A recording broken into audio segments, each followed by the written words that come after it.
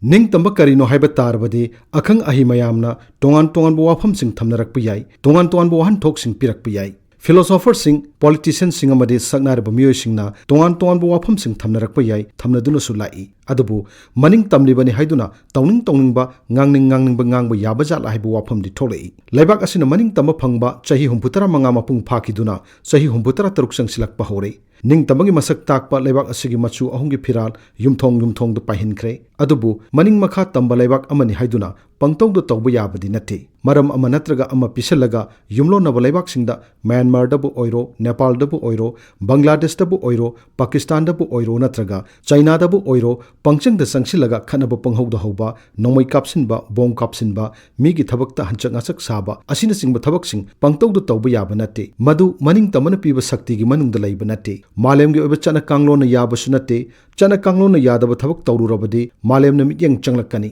Maramaduna, Maning Tamba Haibasida, Maning Tamlibani Haiduna, Towning Pangto the Tobugi Ayaba Adudi Yaude, Yamnamaru Wapam Amadi, Digital Walgi Matamasida, Maning Tamna Pongto Pahaiba Ashini, Mainstream Media Natraga, Regular Media Bu, Social Media na Lakshilaku Matam Haibadu Oire, Sakti Suyamnalay, Khongdram Suyamna Yang E, Malemgi Masi Amada Talk Libatodo Watoxing, Atopa Masi Amada, Kudak the Yohan Mangami, Mi Kudimak, Mobile Handset Pine Raklabana, Internet Ki Kudong Chow Pangbo Mapam Sing the D, Malemgi Tongan Mapam Sing the Kari Tokli Haiba Kangmangam Batanatana, Kanging Bapum Namak Kudak the Kangba Yare. Mainstream media natraga regular media dadi madugi khudong chaba makti leitre maning tam laibak asida laibak asigi miyamna maning tamna phongdok ningba phongdokpa yabra haiba asini kanagumana maram piduna yai hairakani kanagumana su maram piduna yadi hairakani yamna samna Ningtamna ngang bahibasi kanaguma miyoi natraga community amana athingwa pirakani loge oiba thabak lokhalakani phongdok lobo wafam duga mari leinana laman khumagi thabak chatharakani haibagi akib laitana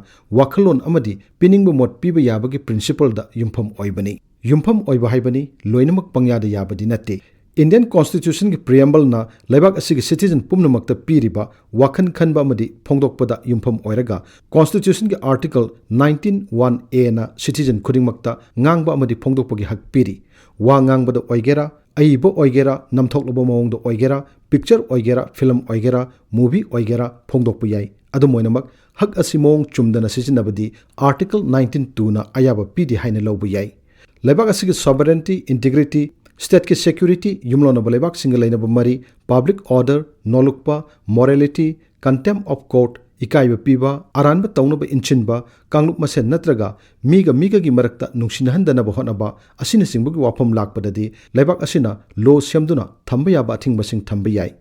masi haiduna su akaiba oiba khangde oidaba khangde pangthingda thingani haibadi yade madudi article 19(1)(a) gi mayokta leiba tagani citizen singda phangpham thokpa hak phanghandaba tagani malem gi atai mafam singda su thoktabadi nate adubu Manipur gumba pikraba state asida miyam gi marakta gi kharana social media bu lana sisinaduna maduda kari akaiba lakani maduna mingona kaya yamna songani haiba yengdana kari no panghaida haiba pangphongdo phongdokpa gi chanabi ama leire laikai da leiba hotel da mi ama ani phaminabada lanai oina sanagada bu wari ngangnagada bu wangang social media da ngangduna iduna pangthada thagatnaduna society asida tang tadaba amadi miyamda nungai hendaba phibam thohanbada yamna nungai jeba manba mi makhal mayam ama thoraklei Phakraba social media bu lana sijinare digital world gi yumpham oiriba internet lana sijinare masidi freedom of speech and expression bu lana sijinabani aranba thabak tawbani Indian Constitution na piriba citizen khudingmak na phangadaba hak adu aranba mawngda sijinabani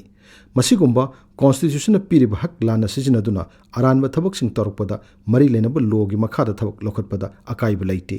asiguma miyosing asigi mathakta law ge ba khudam sangdam oiba cherak phanganba tai Citizen singi hakki wafam lakpasida yamna maru oina loinagadabu wafam amadi duty amasung responsibility haiba ashini aigi duty amasung responsibility haiba si khangna amadi madubu thabakta onthokpaga loinana constitution na piriba hak adugi makhada thabak tawbada karishu akaiba lairoi society asida lairiba miyoisingna society asida kari tawpham thoi haibadu khangna tawrabadi society asida akaiba oirakadaba thabak sing tawroi मनिंग तम सही हुंपुत्रा मंगा लोइखिदुना हुंपुत्रा तरुक चंगसिलकलबा लेबाक असिगी मियामना मनिंग तमगी मसक ताकपा फिराल अदु पाहिनबा तारबदी मनिंग तम हाइबसि करिनो हाइबदु खंगना थबक तौबा ताई मनिंग तम लेबाक असिगी कॉन्स्टिट्यूशन न पीरिबा मनिंग तमना ngang मदी फोंगदोकपगी हक अदु तौफम थोकपा थबकसिंग अमसुंग दायित्व खंगना सिजनरबदी करिसु अकाइबा लेरोय अथिंगबसु पिरकलोय